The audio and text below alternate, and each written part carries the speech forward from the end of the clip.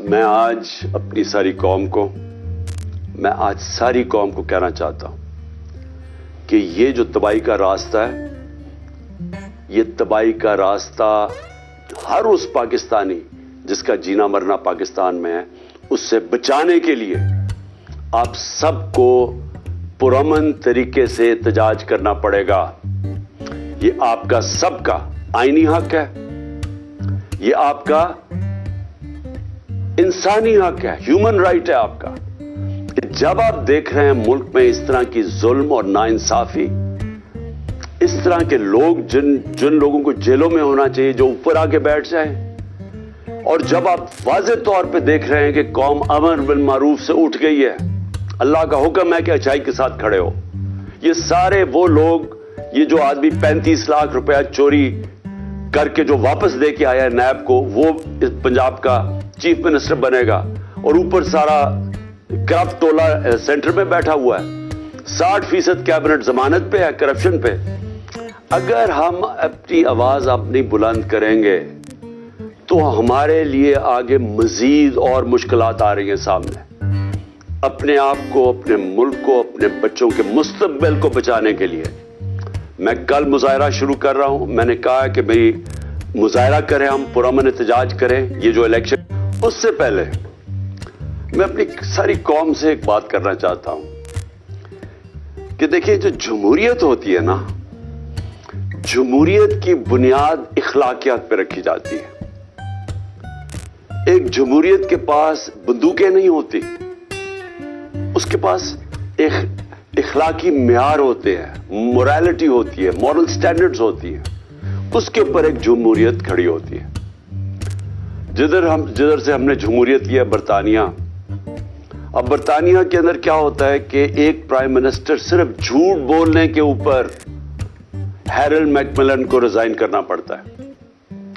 वहां की जमहूरियत का यह हालात है कि डेविड कैमरॉन भारी अक्सरियत से कंजर्वेटिव पार्टी में जीता हुआ था, प्राइम मिनिस्टर था।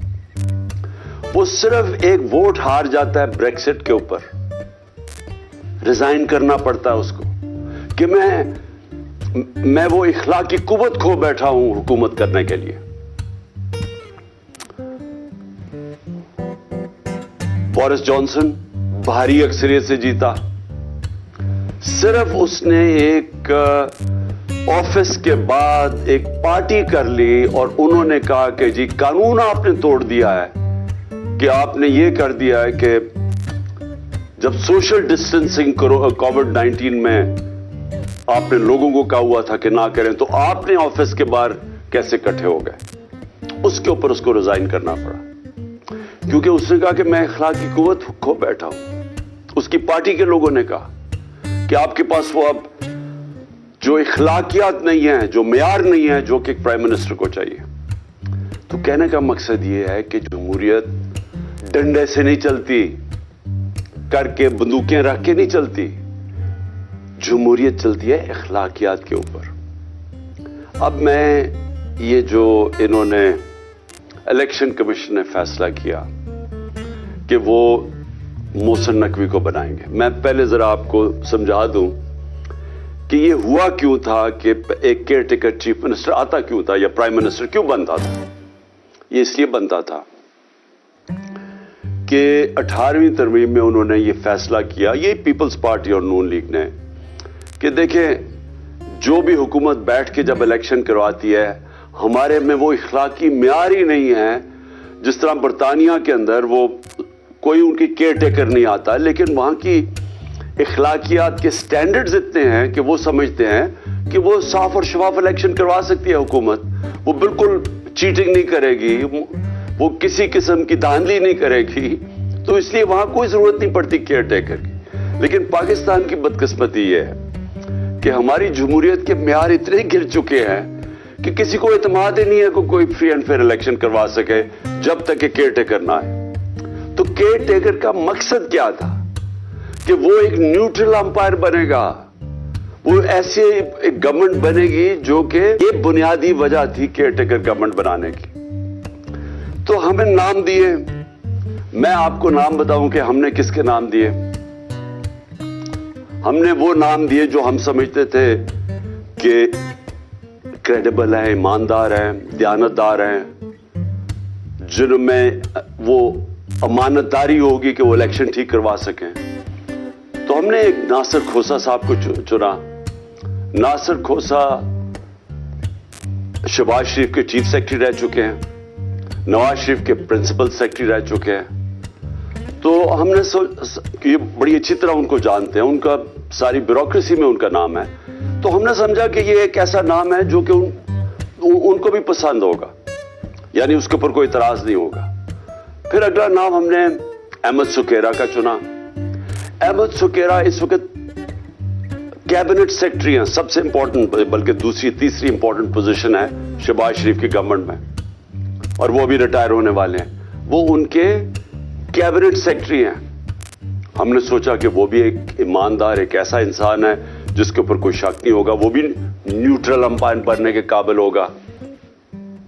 اور پھر ہم نے ایک اور چنا, جو میں تو ان کو جانتا نہیں, لیکن میں آپ ان کو نام بتا دوں کہ ہم نے یہ بھی ان کے چیف سیکرٹری رہ چکے ہیں, نوید چیمہ, نوید اکرم چیمہ ان کے شہباز شریف کے چیف سیکرٹری رہ چکے ہیں. تو ہم نے اپنی طرف سے بڑی دیانتداری سے ایسے نام چنے جو ہم سمجھتے تھے کہ ان کو بھی ایکسیپٹیبل ہوں گے. ان سب کو مسترد کر دیا. جس آدمی کا نام لیا وہ ہے محسن نقوی. اب میں محسن نقوی کے آنے سے پہلے میں آپ کو بتاؤں پختونخوا میں کیا ہوا. ہمیں جے یو آئی نے نام دیا اعظم خان. اعظم خان ایک بہت ریسپیکٹیبل انسان ہے پختونخوا کے اندر. آپ کو پتا ہمارے جے یو آئی کے ساتھ بڑے اختلافات ہیں, لیکن کیونکہ انہوں نے ہماری پارٹی 2/3 اکثریت لے کے بیٹھی ہوئی ہے, کے پی میں بیٹھی ہوئی تھی, لیکن کیونکہ انہوں نے ایک صحیح نام دیا ہم نے تسلیم کر لیا, اور وہ آج وہاں کے کیئر ٹیکر چیف منسٹر بن گئے.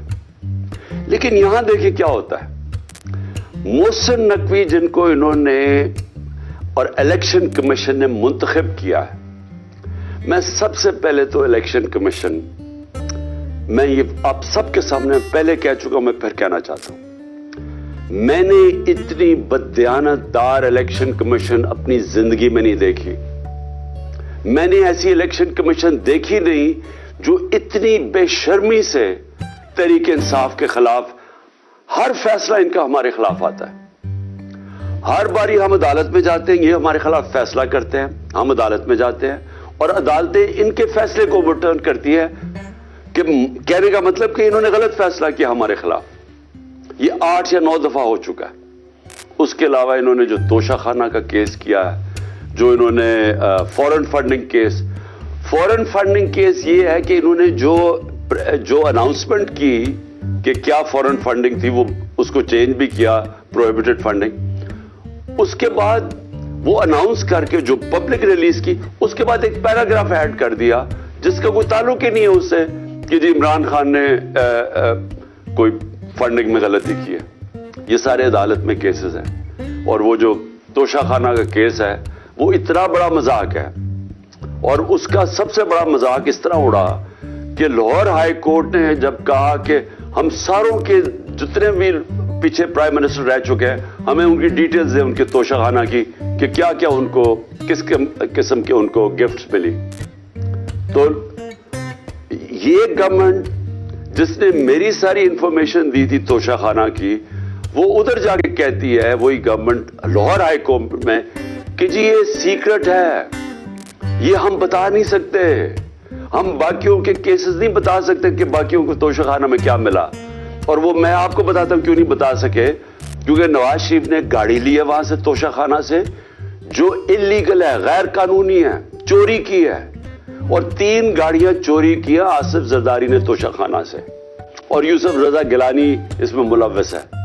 تو اس لیے وہ کہتے جی ہم باقیوں کا نہیں بتا سکتے. تو صرف عمران خان کے لیے سیکرٹ نہیں ہے, باقیوں سب کے لیے سیکرٹ. تو میں صرف بتانا چاہتا ہوں کہ یہ الیکشن کمیشن جس طرح کی اس کی حرکتیں ہیں اس ملک میں, ہم نے کبھی ایسی الیکشن کمیشن نہیں دیکھی. ابھی کراچی کا جو الیکشن کروایا ہے, شرم آنی چاہیے کہ آپ نے اس کو الیکشن بھی کہتے ہیں. ہمارا دسکا میں الیکشن ہوا 22 سیٹوں کے اوپر, صرف 22 پولنگ سٹیشنز کے اوپر ریٹرننگ آفیسر نے اس کے اوپر کوئی آبجیکشن کی کہ ان پہ پھر پولنگ ہونی چاہیے. اس نے سارا الیکشن کھول دیا جو تقریباً 400 پولنگ سٹیشنز کا تھا. تو یہ اس کی ہسٹری ہے. اب یہ ذرا میں آپ کو محسن نقوی کا بتانا چاہتا ہوں یہ آدمی کون ہے. سب سے پہلے جو رجیم چینج ہمارے خلاف ہوئی, جب یہ پوری سازش ہو رہی تھی, تو ہمارے پاس تب گورنمنٹ میں تھا, تو مجھے آئی بی کی باقاعدہ رپورٹس آتی تھی کہ جو سب سے ایک آدمی نے سب سے زیادہ کوشش کی ہماری حکومت گرانے کی, اس کا نام محسن نقوی تھا. یہ بھاگا پھر رہا تھا ساری جگہ, کبھی نواز شریف کو پیغام لے کے جا رہا ہے زرداری کا, تو کبھی زرداری کے ساتھ مل کے سندھ ہاؤس کے اندر بیٹھا ہوا ہے, لوگوں کی حرام کے پیسے سے لوگوں کو خرید رہا ہے. یہ سب پیش تھا. ہر جگہ محسن نقوی کا نام آتا تھا کہ اس نے سب سے زیادہ کوشش کی اس کانسپریسی کو کامیاب کرنے کے لیے. اور یہ وہ ایکس آرمی چیف کو بھی ملتا تھا جس کی اصل تو ماسٹر مائنڈ وہ تھا. لیکن جتنے بھی پلیئرز اس کے ارد گرد تھے, اس میں ایک پلیئر جس کا سب سے زیادہ نام آتا تھا, اس کا نام محسن نقوی تھا. تو یہ اس نے جس کو زرداری کہتا تھا یہ میرا بیٹا ہے, یعنی زرداری نے اس کو اپنا بیٹا بنایا ہوا تھا. اب یہ سوچ لیں کہ اس کا کیریکٹر کیا ہوگا کہ زرداری جیسا آدمی جو انٹرنیشنلی ساری دنیا زرداری کو جانتی ہے کہ کرپٹ ترین آدمی ہے, اس کے اوپر کتابوں کے اندر انٹرنیشنلی کتابوں میں زرداری کا چوری کا ذکر ہے. آج سے 30-35 سال پہلے اس کو مسٹر 10% باہر کی دنیا میں کہنا شروع ہوا, اس کا نام رکھا گیا. اس کے اوپر مضمون نکلے ہوئے ہیں اخباروں کے اندر اس کی چوری کے اوپر. وہ زرداری جس کو اصل میں نیب میں جیل میں ڈالنا چاہیے تھا اور جیل میں گیا اور بچایا گیا, ہمیں سب کو پتا ہے کہ NRO2 کی وجہ سے جو جنرل باجوہ نے دیا سب بچ گئے. وہ زرداری اس کو اپنا بیٹا سمجھتا ہے, اور وہ جو بیٹا ہے اس کی کیا اخلاقیات ہوں گی آپ کو پتا ہونا چاہیے کہ 2008 میں اس نے 35 لاکھ روپیہ نیب کو واپس کیا تھا, تسلیم کیا تھا کہ میں نے چوری کی ہے, اس لیے میں 35 لاکھ روپے آپ کو نیب کو واپس کر رہا ہوں. یہ وہ آدمی ہے, نہ اس کے اندر وہ اخلاقی معیار ہے, نہ اس کے اندر وہ غیر جانبدارانہ صلاحیت ہے جو کہ ایک کیئر ٹیکر پہ آنا چاہیے. اور اس کے بعد اگر کسی کو کوئی شک ہے کہ یہ تحریک انصاف کا بدترین دشمن ہے, اس کی جو چینل 24 کبھی اٹھا کے دیکھ لیں, اس میں مسلسل تحریک انصاف کے خلاف پروپیگنڈا چلتا رہتا ہے. کوئی بھی جانتا ہے, صحافت میں سب جانتے ہیں کہ یہ ہمارا بدترین دشمن ہے, سیاست میں سب جانتے ہیں, اور ہمیں سارا پتا ہے کہ رجیم چینج کے اندر جب ہماری حکومت گرانی تھی اس کا کتنا بڑا ہاتھ تھا.